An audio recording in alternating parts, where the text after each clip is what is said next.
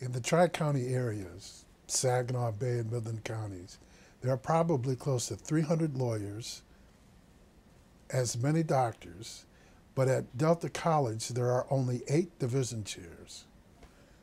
One of those division chairs is Felicia Peters, who's the chairperson for Business and Information Technology. Thanks for coming in, Felicia. What does that area cover, Business and Information Technology? Okay. Well, the Business and Information Technology Division has 5 disciplines.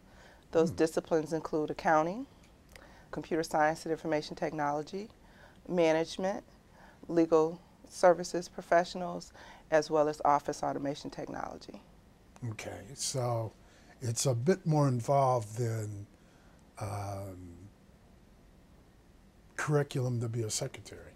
Yes, that is one of our curriculums that we have under the office automation technology. We have the office professions or office administrative assistants, as what they're referred to now. And then we also have under that discipline the medical secretary. So that would be those individuals that may manage a dentist or a doctor's office or work in some type of medical area, as well as they could be transcriptionists. Within the medical field. And no disrespect to secretaries. To get into any of those disciplines, one of the things that I run into when I talk to people about coming to Delta is the lack of knowledge about prerequisites. Are there prerequisites to, say, pursue accounting? There are prerequisites to many of our programs. In the accounting area, we have some of the basic prereqs in terms of reading and math levels for students.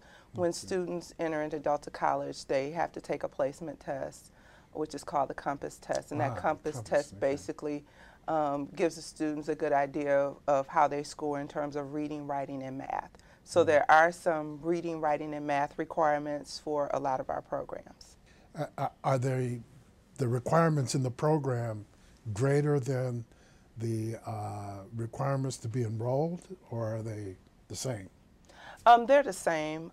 We have what we call, what people may refer to as gateway courses, and those would be our initial courses where students entering into our programs would be identified as business and information technology students. In those particular gateway courses, there are prerequisites set, and those prerequisites are set based on reading. It could be reading levels, writing levels, or even math levels. Okay, just so I'm clear, a gateway class is those set of classes in between the beginning and the end? Yes, those would basically be the first course where a student who declares one of our business programs as their major, that would be considered their very first course within that major. For an example, for an accounting person, it could be the Accounting 211 course. For computer science, depending on which program they choose, it could be our CST 133 course, which is the Computer Concepts and Competencies course.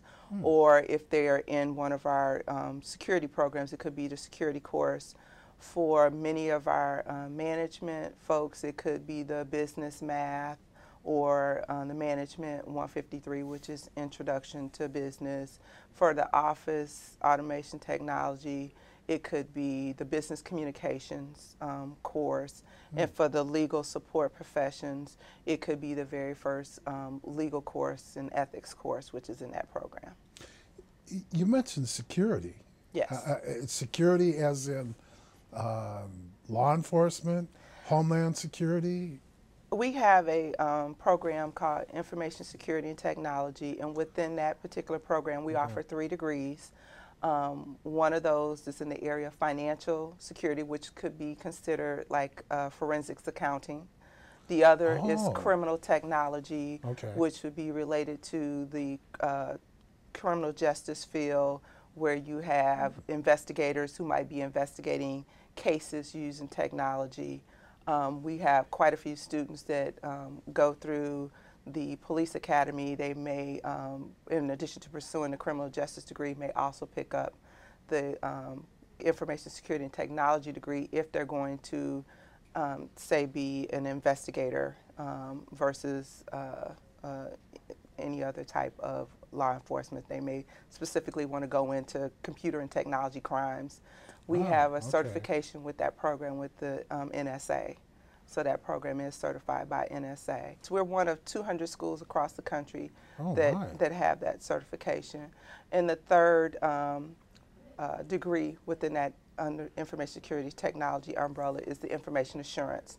And that would be the one where it could be the person who does the network security or the information security for a corporation or a government organization. They manage how technology is stored, how it's secured, and how it's managed across a company or organization's networks. And there's certification in that area? Or there are some industry certifications that are associated with it. We offer the associate's degrees in those 3 areas. The certification differs. Some of the certification that might be familiar to you might be the Security Plus or the Network Plus. Some organizations, such as Cisco, have their specific certifications that are related to it. So there are a number of industry certifications that could be associated with any of those programs. Okay, so if you took the courses at Delta, would you be enabled to achieve the certification and the industry certification? What the courses at Delta do, they do a good job of preparing students with some additional study and in addition to the classes and some additional materials to be prepared to take the certification exam. We have had students that have taken the courses and passed the exams. Additional certification programs that we also offer classes that are related to include our PC support program, which would be the A+ certification. What is the rate of employment, and specifically in the area of security that you mentioned?